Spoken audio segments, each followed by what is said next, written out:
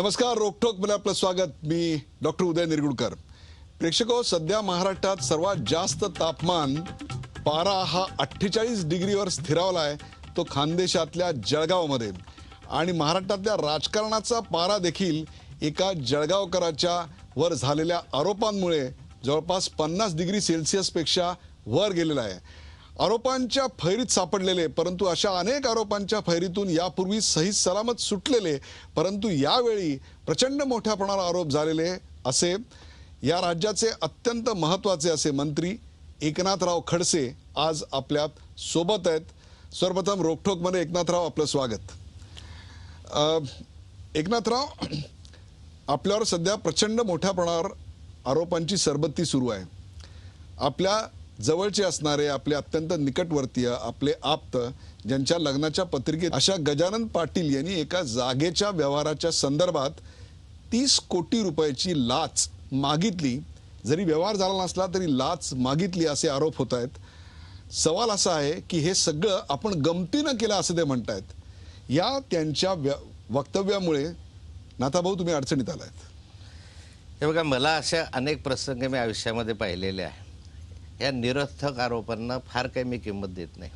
जळगावचं तापमान 48 पर्यंत जातं, परंतु ते तापमान मी अनुभवलं की 48 पासून ते अगदी 5 डिग्रीपर्यंत आलेलं पाहिलेलं आहे. जेव्हा इथली हवा निघून जाते तेव्हा ते इतकं थंडीनं गारठलेलं असतात आरोप करणारे की नंतर ते काही डोकं वर काढत नाही.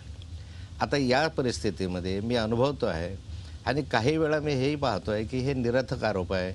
असं कधी कधी वाटतं आहे की नाथाभाऊला बदनाम करण्याचा हा एक नियोजित कट आहे, कारण दररोज एक एक पार्ट ह्याच्यामध्ये उतरतो आहे. मग आधी ते डॉक्टर काय नाव त्यांचं, जाधव साहेब उतरले, माता दमानिया मॅडम उतरल्या, आणखी माता सावंत उतरले. माझा निरर्थक आरोपाला माझं एक म्हणणं आहे, आरोप केलाच पाहिजे. मी उभा आयुष्यात 40 वर्ष झाली इथे आहे राजकारणामध्ये.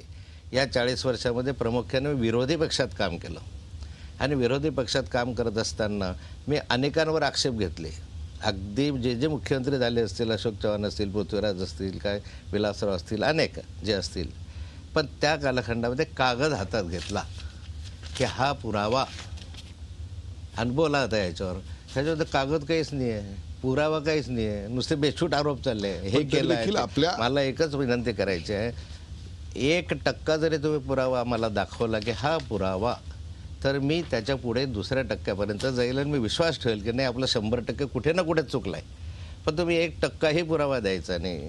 ज्या जमिनीच्या संदर्भात सांगताय, ज्या जमिनीत रुपयाचं घेणं देणं नाही, ना रुपया घेतला ना रुपया दिला, परंतु आरोप चालला आहे लाचलुचपत प्रतिबंध खात्याकडून, ह्याला पकडलं त्याला पकडलं वगैरे.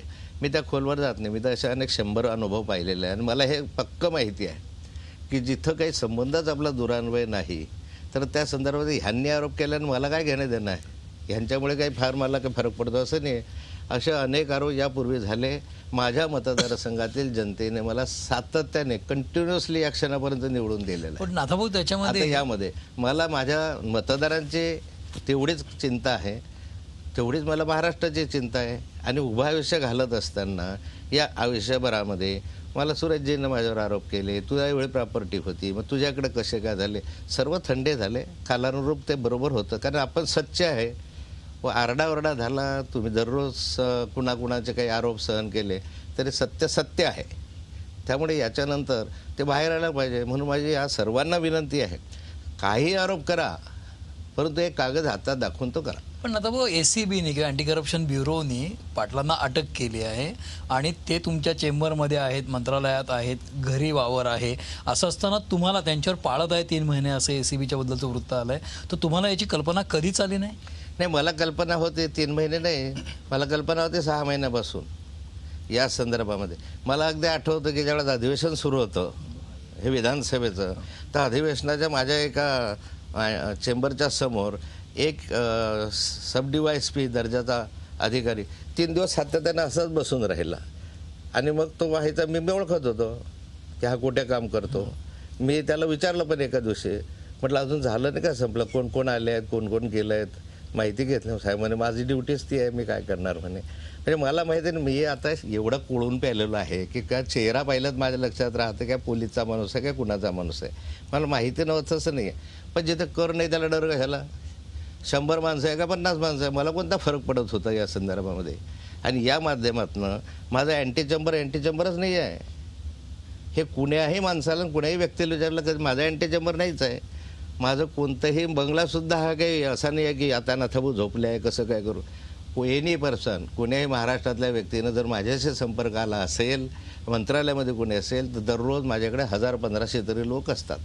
आणि मी जिथं बसतो ते अँटी चेंबर असलं तरी ते दोन्ही दरवाजे खुले असतात. आणि त्या ठिकाणी असं कधीही झालं नाही की दरवाजा बंद करून आम्ही बसलो आहे. जो येतो आहे आणि मी विचारत नाही की हा कोण्या पक्षाचा आहे, कोण्या जातीचा आहे, कोण्या धर्माचा आहे, मला कोणीही सांगावं असं. त्यामुळे नाथाभाऊच्या अँटी चेंबरमध्ये जाण्याचा, अरे इथं तुम्ही आले का विकारी आला काय, सारखेच आहे तिथे. ज्यांनी अनुभवलं असेल त्यांनी हे पाहिलं. त्यामुळे अँटी चेंबरला पाटीलांना तुम्ही ओळखता, त्यांनी तुमच्या नावावर लाच मागितली आहे, त्यांना अटक झाली आहे, तरी तुमचा संबंध नाही असं सांगून तुम्ही हे प्रकरण झटकू शकता? हा माणूस पहिला माणूस आहे की मी संबंध नाही असं बोललो नाही. म्हटलं यास गजानन पाटलाला मी ओळखतो, माझ्या मतदारसंघातला आहे, आजचा ओळखत नाही, 25-30 वर्षापासून ओळखतोय. मी या मतदारसंघामध्ये एकेका घरापर्यंत जाण्याचा मरणानिमित्त लग्नानिमित्त प्रत्येक वेळी गेलेलो आहे. त्यामुळे एवढंच नाही, माझे इतके पारिवारिक संबंध मतदारसंघामध्ये आहे की तुम्ही अगदी 3 वर्षाच्या 2.5 वर्षाच्या पोराला जरी मी जाताना म्हटलं तर तो म्हणतो नाथाभाऊ. ही माझ्या मतदारसंघातली लहानपणापासूनची ओळख आहे.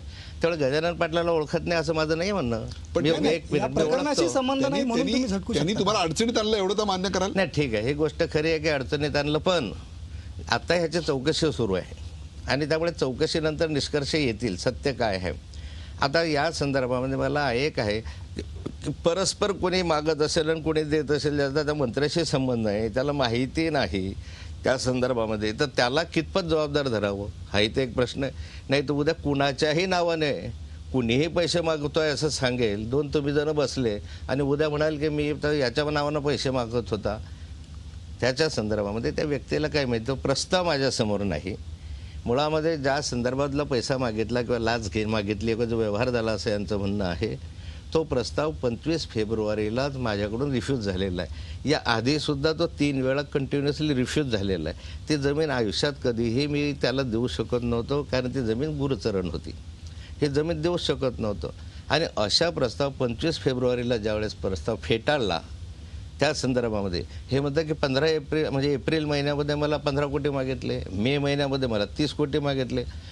प्रस्ताव फेटाळल्यानंतर या संदर्भामधलं लेखी आम्ही आमच्या महसूल आयुक्ताला कळवलं की उत्तर पाठवा. महसूल आयुक्तानं कलेक्टरला कळवलं, कलेक्टरने ह्यांना कळवलं की बाबा अरे तुझा प्रस्ताव हा असं नाकारलेला. ज्यांना माहिती आहे की माझा प्रस्ताव नाकारलेला आहे, तो सदग्रस्त ज्या नाकारलेल्या प्रस्तावाचे पैसे देईल याचं मला आश्चर्य वाटतं एक.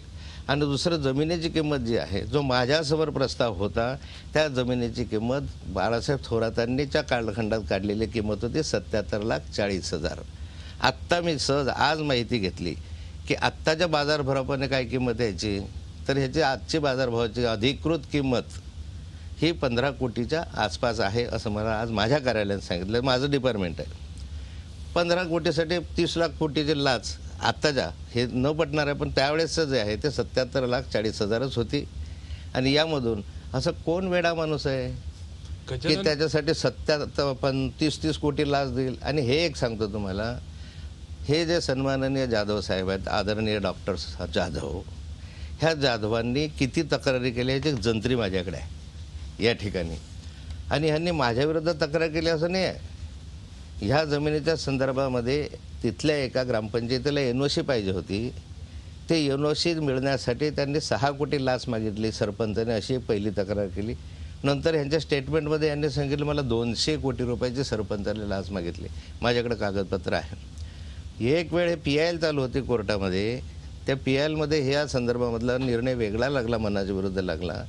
म्हणून तिथले सन्माननीय न्यायाधीश, त्या ठिकाणचे न्यायाधीशाचे जे मित्र आपण काय म्हणतो ते न्यायाधीश मित्र म्हणून एक वकील असतात, आदरणीय वारुंजकर साहेब होते, ते सरकारी वकील, हे साऱ्याचे सारे भ्रष्ट आहे म्हणून त्यांनी लिखित स्वरूपात दिलेलं आहे. यामध्ये ज्या ज्या लोकांनी फाईल रिजेक्ट केली, म्हणजे त्यावेळेचे स्वाधीन क्षत्रिय होते, आपले प्रवीण परदेशी, आमचे MMRDAचे प्रमुख, असे सारे जवळपास 12 अधिकारी, हे 12च्या 12 अधिकाऱ्यांनी संगनमत करून भ्रष्टाचार केला अशा स्वरूपाचा त्यांनी लेखी थोडक्यात आरोप तुम्ही केला. सगळे आरोप फेटाळून लावताय. पण हा, मिळालंय. गजानन पाटील हे एक प्रकरण झालं, पण आता तुमच्या जावयामुळे सुद्धा जी टीका होते, तुम्ही पुन्हा एकदा अडचणीत आलात.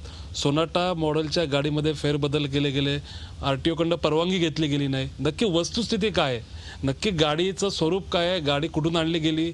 गाडी कोण किती वर्ष वापरत होतं? काय तुम्ही आता सांगाल आणि या? आता ती गाडी आहे कुठे? हां, ही गाडी जी आहे तर ही गाडी मुंबई शहरामध्ये हुंडाई सोनाटा असे या कंपनीची आहे. ही देशी बनावटीची गाडी आहे. बर.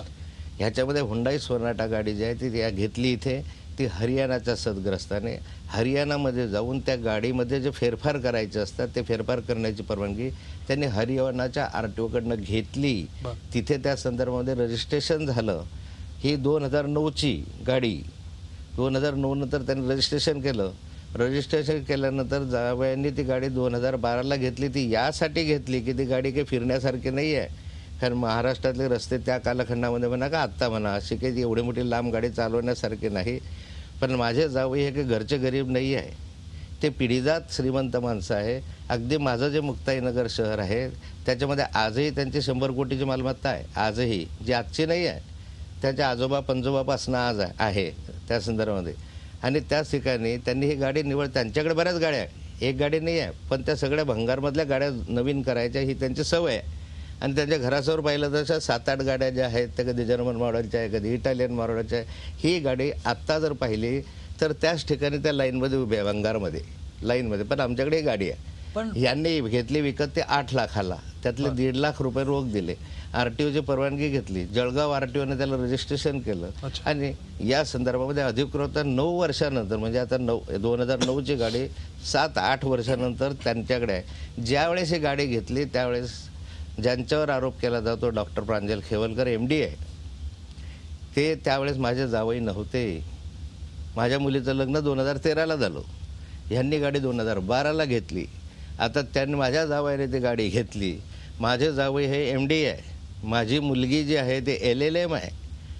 आणि असे काही भीक मागणाऱ्या माणसातल्या कुटुंबातले नाही आहे की कुणा पगारदार माणसाच्या घरामधले आहे किंवा पगारावर अवलंबून राहणं, अशातले चित्र नाही आहे.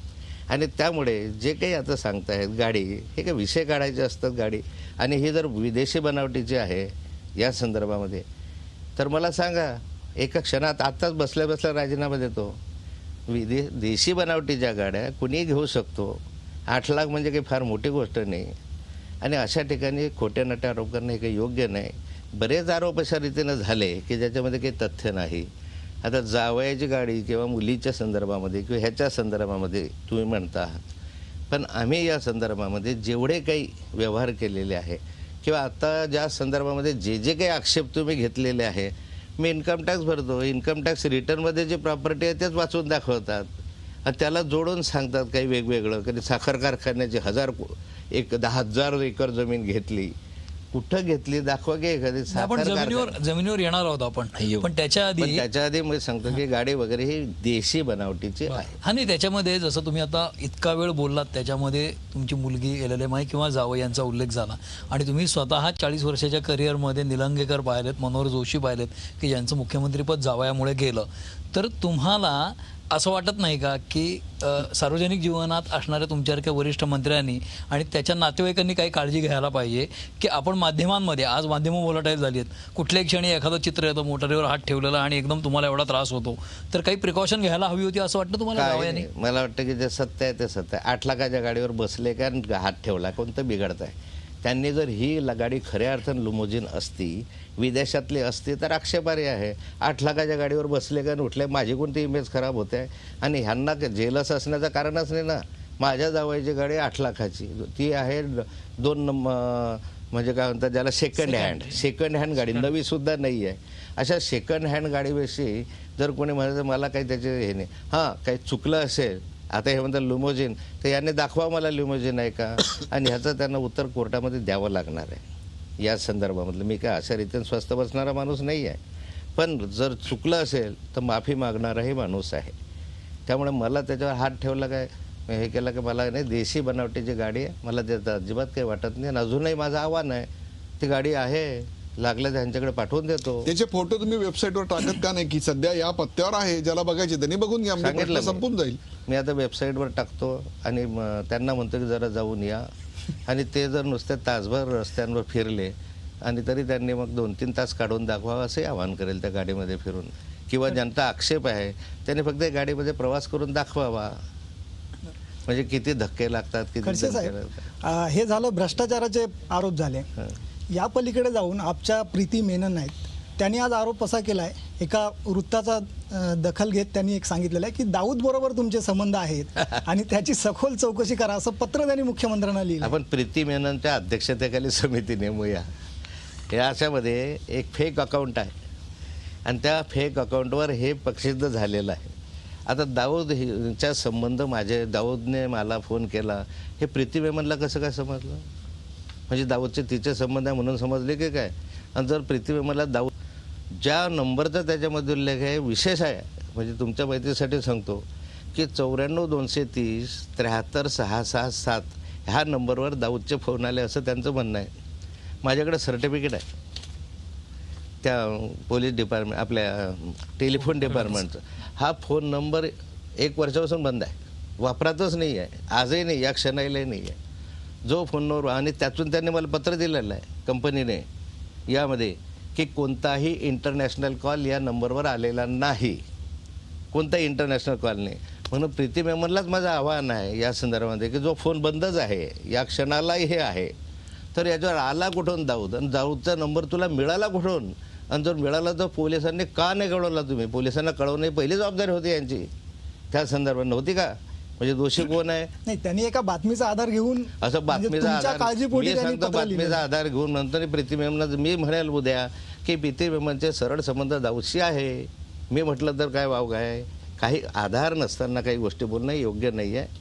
जो माझा फोन बंदच आहे, ज्या कंपनीने लिहून दिलेला आहे, त्यामुळे कुणाचे संबंध जोडत बसायचे, हेच आहे प्रसिद्धी मिळवण्याचे चीप पॉप्युलरिटी ज्याला म्हणतात ना, कमी, याच्यामध्ये जास्त जर पॉप्युलरिटी मिळवायची असेल तर मोठ्या माणसावर आरोप केले पाहिजे. लहानसहान माणसावर आरोप करून नोंद तुम्हीही घेत नाही, वृत्तपत्रही घेत नाही. तर नाथाभाऊ म्हटलं की नोंद घेण्यासारखा माणूस आहे निदान महाराष्ट्रात. आपल्या सीमाशुल्क आणि अबकारी खात्यामध्ये नुकत्याच बदल्या झाल्या आणि या सगळ्या 100% बदल्या झाल्यात. म्हणजे बदल्या पारदर्शी झाल्यात का अजून काही कारण आहेत? जवळपास कारण सध्या 150 बदल्यांचं वातावरण आहे. 150 बदल्या करण्यात आलेल्या आहेत. एकही बदली अजून झालेली नाही आपल्या खात्यामध्ये. माझ्याकडून एकही बदली झालेली नाही. अजून आमच्याकडे बदल्यांची प्रक्रिया सुरू आहे आणि बदल्या मंत्र्यापर्यंत येतच नाही. महाराष्ट्रामध्ये एक पद्धती लावून ठेवलेली आहे. मागच्या वर्षीसुद्धा एकही बदली, माझ्याकडे कोणत्या बदल्या येतात? डायरेक्टर, म्हणजे फार सुपर क्लासमनच्या, जे महाराष्ट्रामध्ये फक्त 18 का 19 पदं आहेत त्यांच्या, अधिक एसपीच्या एवढ्याच बदल्या येतात. बाकी कोणत्याही बदल्या जे करायच्या असतील तर राज्यामध्ये एक आस्थापना मंडळ आहे, त्याच्यामधले जे सचिव, आयुक्त, त्या आस्थापनाच्या कार्यकक्षेत आपण कोणताही हस्तक्षेप केलेला नाही.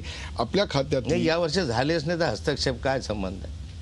यावर्षी आपल्या झाल्या नाही खात्यात बदल्या अजून, एकही बदली झाली नाही नाही, यावर्षी बदल्याच झाले चला, दुसरा एक आरोप, नाही. मला एक सांगा, आणलं कुठून पिल्लू बदलीचं कोणी? असे आरोप आपल्यावर झाले, त्याचं आपण म्हणूनच स्पष्टीकरण घेतोय. गाडी देशी बनावटीची, त्याचा आरोप झाला. मग आता दाऊद इब्राहिमचा बदल झाला. मग आता 150 बदल्या केल्या, त्याचा झाला. आणखी सांगा काय काय आरोप झाले? पुढचा एक आरोप आहे तापी पूर्णा सहकारी साखर कारखाना, ज्याच्या संचालक मंडळावर आपण आहात आणि आपले अत्यंत जवळचे मित्र गिरीश महाजन हे देखील आहेत. या साखर कारखान्याच्या निर्मितीकरता जी जागा संपादित करण्यात आली, शेतकऱ्यांकडनं जागा घेण्यात आली, त्यातली 110 एकर जागा आपल्याकडे आहे असा आरोप केला जातोय. त्यातली 45 एकर ही जागा ही बिगर शेती आणि बाकीची सर्व शेतीचा वापर, अशा प्रकारचं आता आरोप अंजली दमानिया यांनी केलेला आहे. हे महाराष्ट्राला 110 काय सांगू एकर शकाल? जागा जी आहे, अंजली दमानिया सांगतात तापी साखर कारखान्याची, त्या तापी पूर्णा साखर कारखान्याची 110 एकर जमीन मी आजपासून त्यांच्या नावे करत आहे, म्हणजे देऊनच टाकतो. वेबसाईटवर कशाला आपल्या त्यांच्या आरोपात तथ्य असं आहे की त्यांनी महाभिलेखाच्या वेबसाईटवरचा उल्लेख वाचून दाखवलेला आहे. तुम्ही बघा ना वेबसाईट.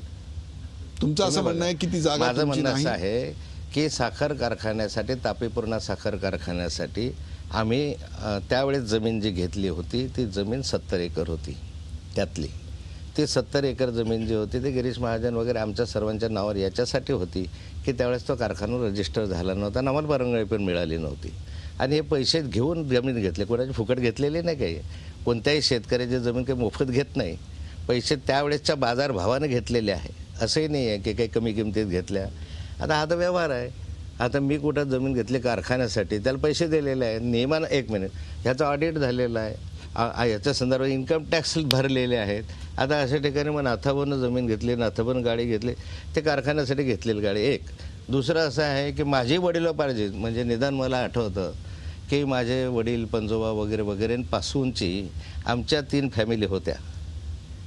म्हणजे तीन भावांची आमची 180 एकर जमीन होती, 3 भावांची म्हणून. त्याच्यापैकी माझ्या वडिलांच्या नावावर 60 एकर जमीन आली. ती 60 एकर जमीन 100-1 वर्षापासून होती. आता ती 60 एकर नंतर मी घेतलेली काही 30-35 एकर अशी माझ्याकडे फॅमिलीची जमीन आहे. दुसरी एक जागा जे म्हणता येणे केलेली आहे ती 84 एकर जागा एक टेकडी आहे, आमच्या कारखान्याजवळ आहे.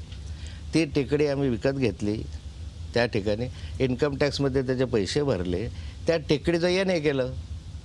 आता मग काय आम्ही येणे करून आम्ही विकत मागत बसायची का? अधिकृत व्यवहार आहे, अधिकृत इन्कम टॅक्स भरलेला आहे, अधिकृत केलेला आहे. कुठून आणला आहे? 110चा आकडा. ती टेकडी तुमच्या नावावर आहे का तापी पूर्णा सहकारी साखर कारखान्याच्या नावावर आहे? टेकडी माझ्या नावावर आहे, माझ्या फॅमिलीच्या नावावर आहे.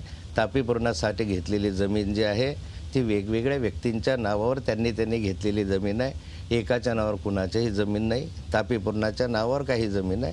काही जमीन ज्यांनी पैसे त्या कालखंडात तापी पूर्णासाठी दिले त्या नावावर आजही आहे.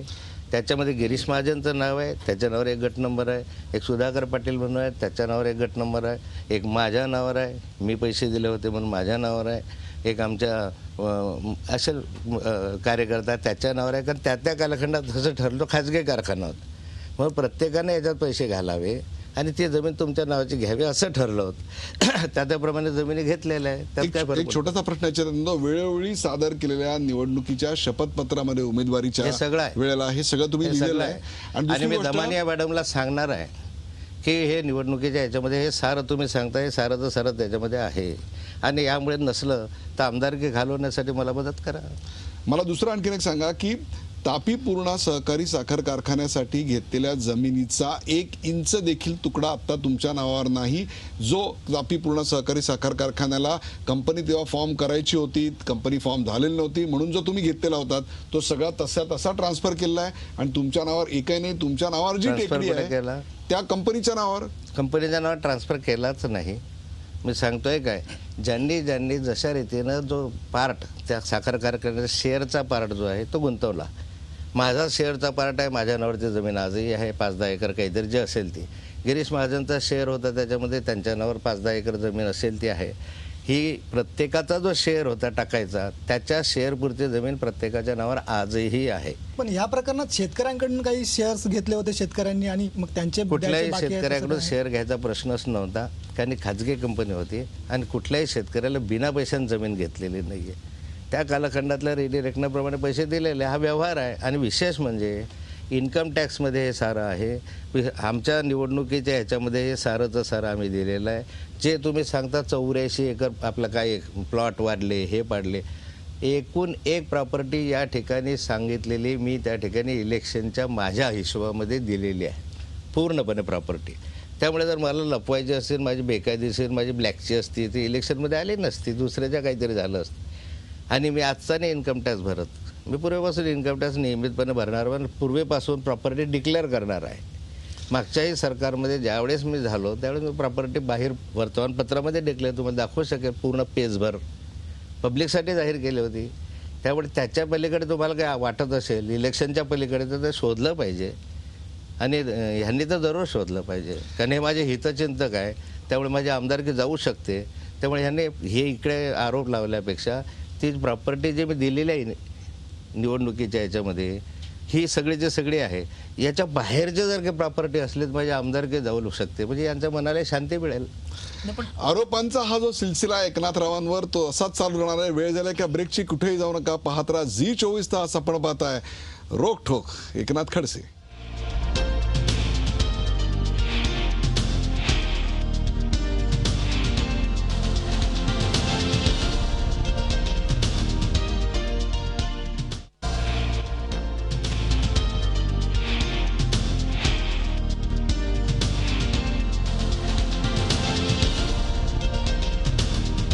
रोकठोक मध्ये ब्रेक नंतर आपलं पुन्हा एकदा स्वागत. आपल्या सोबत आहेत सध्या अत्यंत चर्चेत असलेले, ज्यांच्यावर अनेक आरोप करण्यात आलेले आहेत, असे एकनाथ खडसे.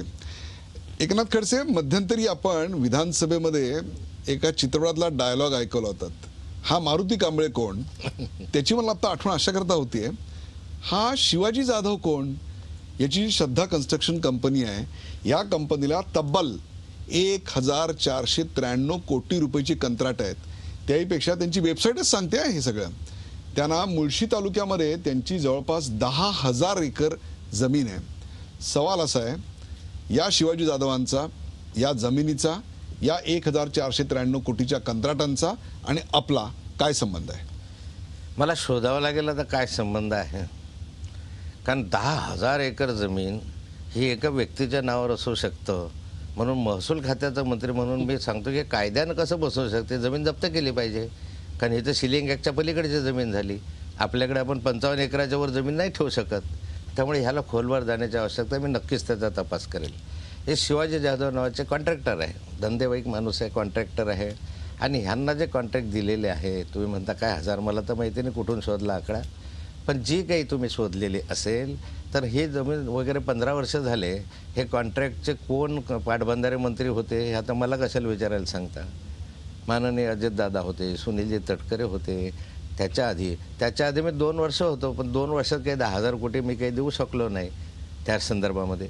आणि शेवटी एखादा कॉन्ट्रॅक्ट एखाद्या धरणवाल्याने घेतला तो या 15 वर्षामध्ये काय घेतलेला असेल ना, मी म्हणतो त्याने नियमानच दिला असेल का नसेल याची चौकशी, तुम्हाला शंका असेल तर चौकशी करता येईल. पण 10,000 एकर जमीन ह्या वेबसाईटवर तुम्हाला शोधायला मिळेल ना, त्यांची वेबसाईट आहे.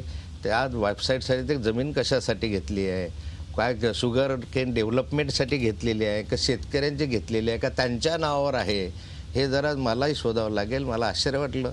आणि नाथाभाऊचा संबंध कुठे जोडावा, जो दिसतो त्याच्याशी नाथाभाऊचा संबंध जोडता. मग कधी श्रद्धा कन्स्ट्रक्शनचे नाथाभाऊचा संबंध आहे, कधी याच्याशी. या राज्यामध्ये अनेक कलाकार आपण पाहिले, मोठे मोठे अभिनय संपन्न असे आपण या ठिकाणी अभिनेते पाहिले, उत्कृष्ट असे नट सम्राट बघे या 3 दिवसामध्ये मी आपल्या टी व्हीवर अनुभवत आहे. काय कला आहे, काय प्रदर्शन आहे, काय अभिनय आहे, काय माहिती आहे, काय कथा आहे, काय संकल्पना आहे. आता या संदर्भामध्ये अशा स्वरूपाच्या व्यक्तींना मी सांगतोय की राज्य देशातला कोणी असलं की नाथाभाऊचा संबंध जोडत राहायचा. काय याचा संबंध आहे, त्यात शिवाजी साधवांनी आमच्या याच्यामध्ये खाजगी कारखाना विकत घेतला. आदरणीय प्रतिभाताई पाटलांकडेचा तो कारखाना होता, बंद पडला होता, तर त्यांनी घेतला, माझ्या मतदारसंघात आहे. आणि मी त्यांना म्हटलं होतं त्या संदर्भामध्ये की आमच्याकडे जो सुरू करा, त्याने सुरू केला. आता त्याचे 10,000 एकर जमीन त्याने घेतली असेल तर नाथाभाऊचा काय संबंध आहे. ठेका दिला तुम्ही, नाथाभाऊचा 15 वर्षात कोण नाथाभाऊ विरोधी पक्षनेता ठेका देणार होता, हे काहीचे काही आरोप करत राहायचे. आणि त्यामुळे माझी चांगली करमणूक होते, मला टेन्शन येत नाही. कारण मला माहीत आहे की तुम्ही शोधा, मी सगळे इन्कम टॅक्स भरणार आहे, इन्कम टॅक्स रिटर्न्स भरणार आहे, ते सगळं देणार आहे. त्यामुळे मला हे 100% माहिती आहे की जर आपण काही केलंच नाही तर ह्यांनी कितीही अभिनय केला आणि कितीही त्यांनी प्रयत्न केला तरी मला त्यांचं त्यापुढे जाऊन म्हणणं आहे की ती जाधवांची जी मुलं आहेत अजय आणि अमित, त्यांच्या नावावर 294 एकर जमीन आहे, असू ती शकते पण कायद्याचं उल्लंघन करतं. हे आरोप सगळे आहेत. एक नाही म्हणून तर म्हटलं की हे जर कायद्याचं उल्लंघन करून नसतील तर ज्यांनी आरोप केले, एरवी ते भूमिहीन आहे. मला माहिती आहे की अंजलीजी दमानिया ह्या आदरणीय आहे, शेतकरी नसताना त्यांनी शेती घेतली होती, ते प्रकरण माझ्याकडेच आहे, आताही आहे सध्या. आणि त्या प्रकरणामध्ये सरकारने ते शेतजमीन जमा केली होती कारण त्या शेतकरी नव्हत्या, म्हणजे त्यांचे यजमान शेतकरी नव्हते. आता ते आमच्या MRT कोर्टामध्ये गेले, त्यांनी स्टे दिलेला आहे, नंतर ते प्रकरण येणारच आहे इकडे. आता त्या शेतजमीन त्यांच्याकडे नसल्यामुळे त्यांना ही जमीन द्यायला काय हरकत आहे. आपण त्यांना देऊन टाकू. एक साधा आहे या राज्यामध्ये की एका विशिष्ट मर्यादेच्या पलीकडे तुम्हाला स्वतःच्या नावानं जमीन ठेवताच येत नाही. तो या राज्यातला कायदा आहे. आणि महसूल मंत्री म्हणून माझी जबाबदारी आहे, त्यांनी जर पुराव्यानिशी माझ्याकडे आणून दिलं की ही जमीन या एका व्यक्तीच्या नावे आहे खाजगी, तर त्यातली जी आहे ती सरकार जमा करेल आणि ह्यांना परत जसं डॉक्टर जाधवांनी जमीन माझ्याकडे मागितली होती तसं यांना विनंती करेल की तुम्ही माझ्याकडे मागवा, मी तुम्हाला देईल. फार तर शेतकरी नसले तरी ते अट शिथिल करून देईल. जसं मगाशी नातेवाईकांचा प्रश्न मी विचारला होता, तसं तुमचे पुतणे काशीनाथ आणि हरीश त्यांच्याविरुद्ध FIR दाखल झाली होती आणि त्याचा तपासही पुढे झाला नाही. आता हे लोक जे सगळ्या गोष्टी येत आहेत त्याच्यात हे पण असे विषय आणतात, तुम्ही त्यांना काही सांगणार का की बुवा काय केलं होतं 156 नेमकं? खाली असं आहे 156(3) खाली मी तुमच्यावरही दावा दाखल करू. 156(3) काय आहे? चौकशी करून त्या ठिकाणी कारवाई केली. एका कृषी उत्पन्न बाजार समितीमध्ये घोटाळा झाला, तो संचालक मंडळांनी केला. त्या ठिकाणी हा आर्किटेक्ट आहे, आर्किटेक्टचं काम असतं फक्त नकाशे करणं. हा स्ट्रक्चरल इंजिनियर नाही आहे, आर्किटेक्ट आहे. नकाशे बिकाशे काढणं एवढंच काम आहे. त्या टेंडरमध्ये ह्याचं काम नसतं. या संदर्भामध्ये काय म्हणता RCC वगैरे त्यातलं काही काम नसतं. आता त्यामध्ये 156(3) मध्ये कोर्टात गेले, उदय जे आहेत हे आहेत हे आहेत, हे मला असं वाटतं की दोषी आहे. कोर्ट म्हणते याची चौकशी करून कारवाई करा. याही प्रकरणात तसंच आहे, चौकशी केली आहे, केली नाही असं नाही आहे. चौकशी केली आणि कोर्टातच केस सुरू आहे असंही नाही त्या की कोर्टात केस सुरू नाही. ह्या अपुऱ्या माहितीच्या आधारे नाथाभाऊ म्हटलं की जर आनंद वाटतो. नाही, कारण आता ते सगळंच बाहेर येणार नाही की? गुदगुल्या होतात गुदगुल्या. आपल्याकडे अनेक PA PS OSD आहेत, मग भोई असतील किंवा इतर लोक असतील, हे सगळी नावं गेली काही दिवस चर्चेत आहेत. विरोधकांचं म्हणणं आहे की हे सुद्धा या सगळ्या करप्शनमध्ये ऐन प्रकारे सहभागी आहेत किंवा हे सुद्धा वादाच्या भोवरात सापडलेले आहेत. म्हणजे जसे तुमच्या आरोप होत आहेत तसे तुमच्या आजूबाजूला असणारे या लोकांवर सुद्धा आरोप होत आहेत. आपलं काय म्हणणं या संदर्भात? अरे ह्याने मुलाला सोडलं नाही, मुलीला सोडलं नाही. आता बिचारा नातू लहान आहे अजून 4 वर्षाचा, तो सुटला आहे. ह्यांनी ह्याला सोडलं नाही तर PA PS कशा काय सोडतील? शेवटी ह्यांनी सांगितलं मगाशी की जाधवांनी या संदर्भात न्यायाधीशाला सोडलं नाही, त्यांच्यावर भ्रष्टाचाराचे आरोप केले, वकिलांवर केले, स्वाधीन क्षत्रिय परदेशी वगैरे सारख्या 12 IAS अधिकाऱ्यांवर केले, ग्रामपंचायतीच्या सरपंचावर आरोप केले. तर हमारा इसमें ह्याच्यामध्ये असं आहे की हा कोण माणूस आहे छोटासा आरोप आमच्यावर केला आहे. त्यामुळे PA PS बिचारे नोकरी करणारे काम करणारे आहेत. समजा PA PS असतील तर यंत्रणा आहे ना, जशी गजानन पाटलाला लावली आहे तशी यंत्रणा लावायला काय हरकत आहे का? तुम्हाला त्या ठिकाणी माहिती नाही की यंत्रणा कशी आहे? जे असेल ह्याच्या संदर्भामध्ये एक सातत्यानं आहे. ज्या ठिकाणी कार्यक्षमतेने चांगल्या रीतीने कामं होतात, ज्या ठिकाणी अशा स्वरूपाचं काम केलं जातं, त्या ठिकाणी स्वाभाविकता ह्यांना हाकलून दिलं जातं. आमच्याकडे असे काम चालत नाही बेकायदेशीर नियम बाह्य आले बसा. आणि मी तरी तुम्ही बोलताना पाहतो, मला काही याच्याशी हे नाही आहे. त्यामुळे PN PS वगैरे वर्षानुवर्ष काम करणारे माणसं असतात, त्यांच्या चारित्र्यावर तुम्ही शिंतोड उडवत असताना या ठिकाणी यंत्रणा आज आपल्याकडे अँटी करप्शनची आहे, सगळी आहे. कुणावर काय लावता येते तक्रार, जर त्या ठिकाणी राठोडच्या तक्रारी आपल्या तक्रारीची नोंद होऊ शकते तर तुमच्यासारखे व्हायलाच पाहिजे. काही थेट आरोप करण्यात आले आपल्यावर, आणि ते म्हणजे काय मुक्ताई कृषी अशा स्वरूपाच्या आपल्या काही कंपन्या आहेत, संत अशा नावाच्या काही आणखीन अनेक कंपन्या आहेत. या सगळ्या कंपन्यांशी, ज्या प्रायव्हेट लिमिटेड कंपन्या आहेत, त्या कंपन्यांशी आपला नेमका संबंध काय आहे? ह्या सगळ्या कंपन्या महाफार्मर त्याच्यामध्ये आणखीन एक आहे, कुठलीही कंपनी नाही आहे. ह्या सगळ्या कंपन्या त्यांनी शोधून काढाव्या. ह्या सगळ्या त्यांच्या वडिलांचं श्राद्ध करण्यासाठी खर्चासाठी मी द्यायला तयार आहे. त्यांनी या सगळ्या शोधा. एक कंपनी आमच्या नावची नाही आहे, माझ्या नावचे आहे. ते माझ्या मुलाचा जो मुलगा माझा वारला त्याच्या नावचे जे ट्रस्ट आहे, तिन्ही चारी ट्रस्ट छोटे छोटे आहे, काही करोडो रुपयाची मालमत्तासुद्धा नाही आहे. त्याच्या पलीकडे ही कंपनी, आणि त्यांनी शोधली कंपनी. तर निरगुडकर साहेब, तुमच्या हस्ते दानपत्र आपण या इथे देऊ त्यांना, त्याची चिंताच नाही आहे. त्या कंपन्यांच्या मार्फत आपल्या नावावर काही मोठ्या जमिनी आहेत, 110 एकर जमिनी आहेत की ज्याच्यावर थेट आपलं नाव लावलेलं आहे. लावला तर देऊन टाकतो ना. मी म्हणतो ना, ह्याच्या वाडवडिलांचं श्राद्ध करायला काही नसतील पैसे, ह्या सगळ्या जमिनी त्यांना दान द्यायला तयार आहे. फालतूक आरोप करत राहायचे, काहीतरी बडबड करत राहायचे, ते लोकांसमोर जायचं. काही लाज शरम जनाची मनाची कुठं भोगणार तुम्ही? आणि माझं म्हणणं या लोकांना सरळ आणा ना, तुमच्यात माझं आव्हान असतं दरवेळेस, आणा एक कागद, आणा कुठला तरी. फालतू ह्याच्यावर बोलायचं, जनतेची दिशाभूल करायचं, संशयाचं वातावरण निर्माण करायचं. मी सांगेल हे यांना कोणीतरी बोलवता धनी वेगळा आहे, काहीतरी घेऊन हे कामं करतायत. नाथाभाऊ जेव्हा सापडतो किंवा एखाद्या याच्यावर आरोप, काय झालं गडकरींवर आरोप करून यांनी गडकरी एवढे मोठे आरोप केले, सिद्ध झालं का? गडकरींच्या समोर उभे राहिले, डिपॉझिट गेलं या संदर्भामध्ये.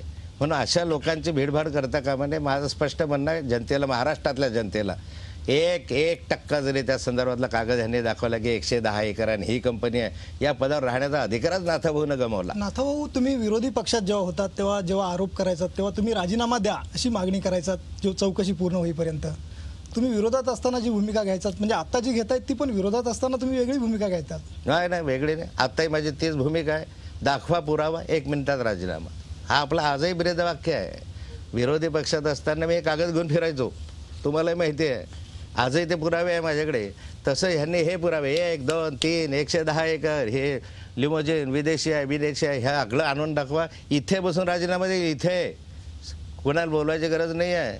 पण अननेसेसरी फालतूपणे जर कोणी बदनाम करत असेल तर ह्याला मी न्यायालयात खेचल्याशिवाय सोडणार नाही आहे.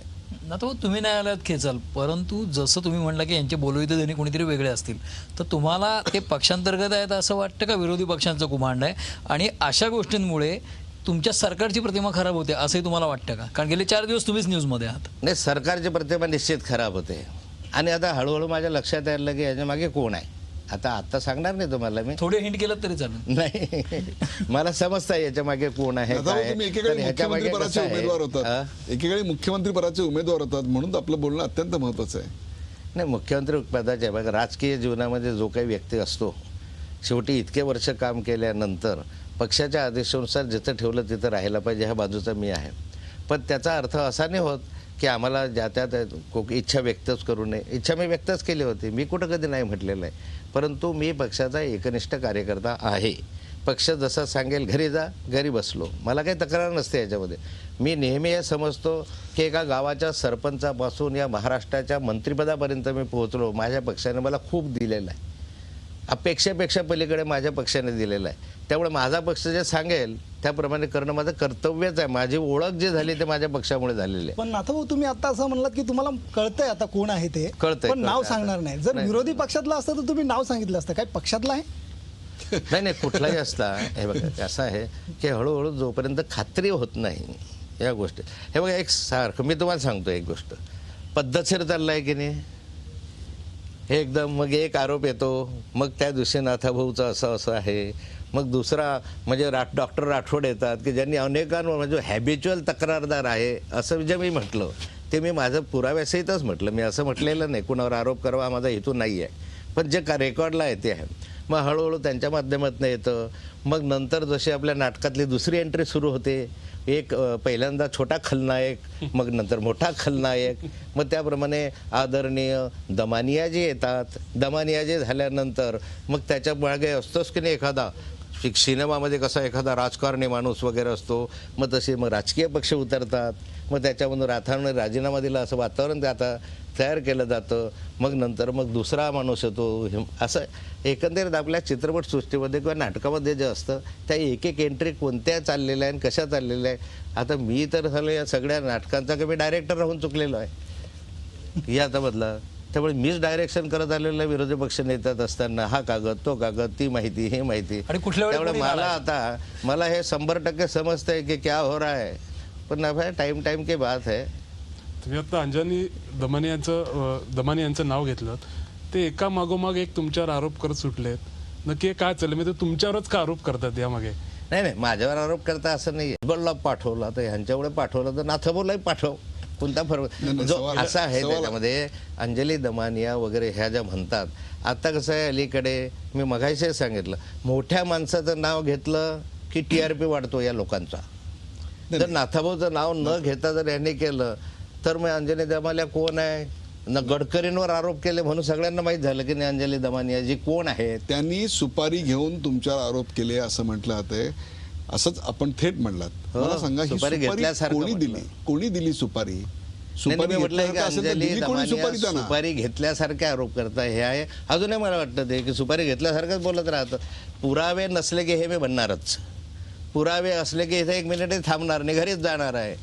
मी काही इतरांसारखा असा गेंड्याच्या कातडीचा नाही आहे की पुरावे दाखवल्यानंतर बसत बसून ऐकत बसू. मला नाही सहन होते आणि त्यामुळे माझा आवाजही मोठा असतो. हा, मी असं ऐकून घेण्यासारखा नसतो. माझं म्हणणं आहे, बाप दाखवण्याचा श्राद्ध कर, उगाच काहीतरी नको करू, नाही तर तुझ्या 17 पित्र खाली उतरव, तुला नसेल जमत पण दाखव पुरावा. पण खडसे साहेब, एक मुद्दा याच्यामध्ये आहे की यावेळी तुम्ही एकाकी पडलात, पक्षातनं तुमच्या पाठीशी कोण येत नाहीये. काय माझ्या पक्षानं सांगितलं, काल रावसाहेब दानवेंनी सांगितलं, पक्ष नाथभाऊच्या पाठीशी उभा आहे. जर माझा महाराष्ट्र प्रदेशाचा अध्यक्ष सांगतो पाठीशी उभा आहे, तर आणखी कोणाची गरज आहे मला? त्यासाठी तुम्हाला पक्ष कार्यालयामध्ये जावं लागलं त्यासाठी? नाही, पक्ष कार्यालयामध्ये आम्ही त्याच्यासाठी नव्हतो गेलो. पक्ष कार्यालयामध्ये एक आमचा महाजन म्हणून कार्यकर्ता आहे, जो माळी महासंघाचा त्या तिलकांचा अध्यक्ष आहे, त्यामुळे संघटनात्मक आहे, त्यामुळे त्याचा हे होता, प्रवेश होता भाजपमध्ये, त्याच्यासाठी गेलो. आणि नाहीतर माझ्या पक्षाच्या कार्यालयात जायला मला काही मनाई आहे काय? नाही, पण जसं माझ्या पक्ष मी आजच जातो असं नाही आहे, माझं प्रदेशाचं कार्यालय आहे, त्यामुळे जाणारच नाही तिथे, बऱ्याचदा जातो. पक्ष प्रवेश अनेक होतात, जोरदार होतात, तर एकाच व्यक्तीचा प्रवेश झाला आणि एका व्यक्तीच्या प्रवेशाकरता तुम्ही तिकडे गेलात म्हणून ही कुजबूज सुरू आहे. तुम्ही पक्षापुढे बाजू मांडली अशी चर्चा सुरू आहे. नाथाभाऊला पक्षापुढे बाजू मांडण्याची गरज काय? पक्षालाच पूर्ण माहिती आहे की नाथाभाऊ 40 वर्ष आपल्या पक्षाची सेवा करत असताना कसा आहे. पक्षाला जर माहीत असतं की हा माणूस नालायक आहे का चांगला आहे, तर इथं बोलले नसते, माझ्याशी कारवाई केली असते. पण माझ्या पक्षाचा माझ्यावर विश्वास आहे आणि हा एका दिवसात निर्माण झालेला नाही आहे. या इतक्या वर्षामध्ये पक्षाचे सेवा मला कधीच वाटलं नाही. मी इतके वर्ष विरोधी पक्षात राहिले, अनेक माणसं आल्या पक्षामध्ये, सत्ता गेली सोडून गेले, काय आघात झाले सोडून गेले, पण नाथाभाऊच्या मनात सुद्धा असा विचार आला नाही कधी. आम्ही ज्यावेळेसपासून जनता पार्टीपासून तर आज ताग आहेत, कधी आणीबाणीतल्या जेलमध्ये जायचा विषय असेल का आत्तापर्यंतचा असेल, आमच्या मनात हे विषय नाही आले की आता कसं करायचं आहे. ज्या पक्षाने आपल्याला दिलेल्या जशी प्रामाणिक भावना राहिली पाहिजे, त्या पक्षाच्या कार्यालयात मी गेलो, बिघडतं काय मला? पण भाऊ, पक्ष मागे उभा राहिला, दानवे साहेबांनी सांगितलं आम्ही मागे आहोत, परंतु सरकार आहे का मागे असा प्रश्न येतो. आणि तुम्ही जे मगाशी म्हणलात की कोणाचा तरी संशय आहे, आज ज्यावेळेला विनोद तावडेंवर आरोप झाले त्यावेळेला चंद्रकांत दादा पाटील आणि 2 मंत्री बाजूला बसून त्यांचं ब्रीफिंग झालं. बबनराव लोणीकरांवर तुमच्या बाबतीत बचाव करायला कोणी सरकारमधलं पुढे येत नाही असं वाटतंय का तुम्हाला? पक्ष सरकारमध्ये एकाकी पाडलं. माझ्या बाबतीत बचाव करायला येणं याचा अर्थ नाथाभाऊ हा ज्युनियर आहे असं समजणं. नाथाभाऊ या मंत्रिमंडळामधला सर्वात सिनियर आहे या ठिकाणी, आणि एकटा समर्थ आहे असं वाटतं तुम्हाला? या ठिकाणी सर्वात सिनियर आहे. मी विरोधी पक्षनेता म्हणून काम केलेलं आहे, मी मंत्रिपदावर काम केलेलं आहे, मी गटनेता म्हणून काम केलेलं आहे. इतक्या वर्षामध्ये उभा महाराष्ट्र मुंडे साहेबांना आम्ही पिंजून काढलेला आहे. असं कोणता तालुका क्वचित असेल एखादं उत्सर्गित इथपर्यंत आम्ही या इतक्या वर्षात पोहोचलो नाही, जिल्ह्यात पोहोचलो नाही. आणि त्यामुळे अशा ठिकाणी मला वाचवायला येणं, वाचवायला नाही गरज नाही. मला हे बघा, माझ्या पक्षाच्या सर्व शुभेच्छा माझ्या बरोबर आहे. उलट माझे सारे मंत्री जवळपास सर्वांनी फोन केले 2-3 दिवसामध्ये, अनेक सगळे माझ्याकडे आता जेवायला माझ्याकडे सांगा, मुख्यमंत्री तुमच्या समर्थनार्थ स्टेटमेंट देणार आहेत का? अजूनही त्यांनी त्यांचं स्टेटमेंट दिलेलं आहे असं समोर येत नाहीये, ही मुलाखत तुम्ही देत असेपर्यंत. मुख्यमंत्र्यांची भूमिका जी आहे ती गृहमंत्री म्हणून, एक गृहमंत्री म्हणून त्यांनी केलेलं काम बरोबर आहे. या ठिकाणी जर मुख्यमंत्री बोलायला लागले तर तुम्ही काय आरोप करणार मुख्यमंत्र्यावर? मुख्यमंत्री पाठीशी घालता, या घटनेमध्ये काही तथ्य नाही, आताच लक्षात आलं, आता हे काही नाही, चौकशी ही निष्फळ ठरणार आहे, कारण मुख्यमंत्री पाठीशी घालतायत. तेवढं तुम्हाला जर त्याच्यामधून ट्रान्सपरन्सी असताना निर्णय घ्यायचा असेल तर मी मुख्यमंत्र्यांना त्या दिवशी ज्यावेळेस माझं बोलणं एका कारणासाठी चालू होतं त्यावेळेस म्हटलं तुम्ही अजिबात पडायचं नाही या संदर्भामध्ये. एक गृहमंत्री, एक मुख्यमंत्री म्हणून जर तुम्ही बोललात, महाराष्ट्रातल्या जनतेमध्ये संशय येईल की मुख्यमंत्री स्वतः जर पाठिंबा द्यायला लागला, या केसमध्ये काही अर्थ नाही आहे. आज या ठिकाणी मुख्यमंत्र्यांनी जर या ठिकाणी असं म्हटलं, ते पार्टीचे आहे, परंतु ही भूमिका ते मुख्यमंत्री म्हणून बजावत आहे. आपल्या पक्षाचा घराणेशाहीला विरोध आहे, किंबहुना घराणेशाहीला विरोध करतच केंद्रात आपण सत्ता हासिल केली. गांधी नेहरू घराण्यावर आपण कळून टीका केली आपल्या पक्षाने. परंतु एकीकडे आम्ही पाहतोय की एकनाथ खडसे हे वजनदार मंत्री आहेत, आपल्या स्नुषा खासदार आहेत, आपल्या मुलीला बँकेवर आहे, आपली पत्नी महानंदावर आहे. एकाच कुटुंबामध्ये एवढी प्रचंड मोठ्या प्रमाणात सत्ता एकवटलेली आहे. यस, एकवटली आहे, त्याच्यासाठी निवडून आणलं आहे आणि निवडून लोकांनी दिलं आहे. एक आम्हाला माहिती आहे की 100 वर्ष माझ्या जिल्हा बँकेला झाले, त्या 100 वर्षामध्ये भाजपची सत्ता कधीही येऊ शकली नाही, कधीच नाही. एक डायरेक्टर राहतो नाथाभाऊ, 20 वर्ष झाले. त्या बँकेमध्ये सत्ता आणण्यासाठी सर्वांनी ठरवलं की नाथाभाऊ तुम्ही या संदर्भात पाठीशी उभे राहिले तर लोकांचा विश्वास आहे तुम्हाला निवडून आणता येईल. आणि हे बँक जे डबघाईस गेले, ज्याचा लायसन्स गेल्यावर वटणीवर आपण आपल्या घरातल्या घराणेशाहीचं समर्थन करताय. नाही, मी सांगतो याला समर्थन घराणेशाहीचं करण्याचं कारण नाही. ज्या संस्था तुमच्या खड्ड्यामध्ये गेलेल्या आहे त्या वर आणण्यासाठी बाकीच्या लोकांनीच मला सगळ्यांनी आग्रह धरला म्हणून या संस्थांवर चेअरमन झाले. आम्हाला गरज नाही नाथभाऊ एवढा वरपर्यंत या, पण ह्या सगळ्या संस्था जर पाहिल्या तुम्ही महानंदापासून तर जिल्हा बँक, जिल्हापासून तर दूध फेडरेशन, ह्या खड्ड्यात गेलेल्या संस्था आहे. एका वर्षामध्ये आम्ही या वरून आणून दाखवण्यात, मी एका वर्षात बँकेचा NPA कमी केला, एका वर्षात कडक केलं धोरण. चालणार नाही, भत्ते बंद, हे बंद, प्रवास बंद, खर्च बंद. आणि मग असं करत असताना ज्या ठिकाणी शिस्त कठोरपणे लावायचं वाईटपणा घ्यावा लागतो. हा वाईटपणा ज्याचा घ्यायचा आहे त्याच व्यक्तीला तिथे बसवावं ही इच्छा होती. अगदी तुमच्या माहितीसाठी सांगतो, महानंदाला चेअरमन करत असताना सर्व पक्षीय लोक आम्ही बसलो त्यावेळेस मी नाहीच म्हणत होतो. विचारा तुम्ही कुणालाही, आनंदी अजितदादा असतील, माणिकराव ठाकरे असतील, विखे पाटील साहेब असतील, का हरिभाऊ बागडे होते, आम्ही सगळे बसलो होतो. म्हटले शक्य नाही, होणार नाही.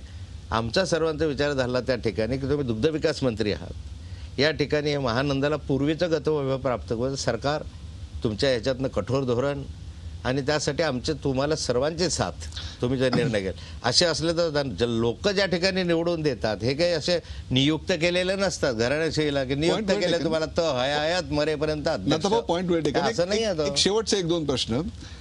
या सगळ्या काळामध्ये आता एक प्रचंड मोठं वादळ आहे, रोज तुम्ही चर्चेत आहात, रोज तुमच्यावर नवीन आरोप होतोय. आरोप करणाऱ्यांच्या मागे नेमकं कोण आहे ते अजूनही तुम्ही जाहीर करत नाही आहात, परंतु कोणीतरी आहे एवढं मात्र आपण सूचित करताय. कधीतरी ते आपण ते बाहेर काढायलाही. मला माहिती आहे की आपल्याला जुन्या हिंदी गाण्यांची खूप आवड आहे. अनेकदा आपण खाजगी मैफिलीत ते गाणी म्हणत असता. या सगळ्या आत्ता गदारोळात असताना नाथाभाऊंना कुठलं गाणं आठवतंय? नाही, मला तर खरं म्हणजे एक आणतो, ह्या सगळ्या प्रसंगामध्ये महाराष्ट्रातील उभी जनता माझ्या पाठीशी उभी राहील.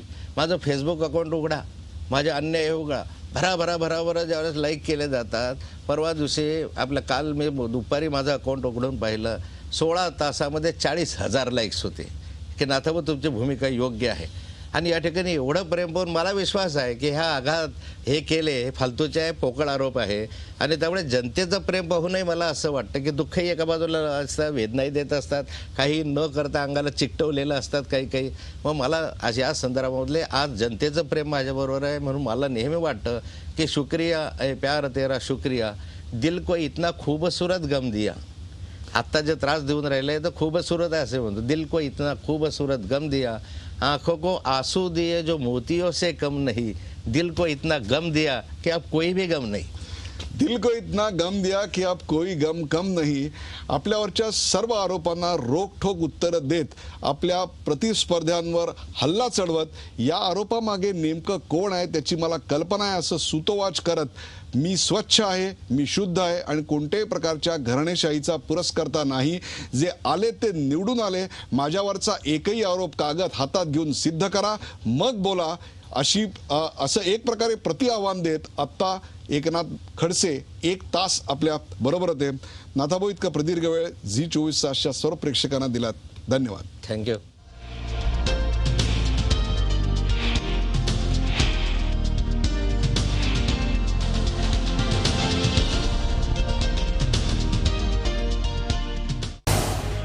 झी 24 तास रहा एक पाऊल पुढे.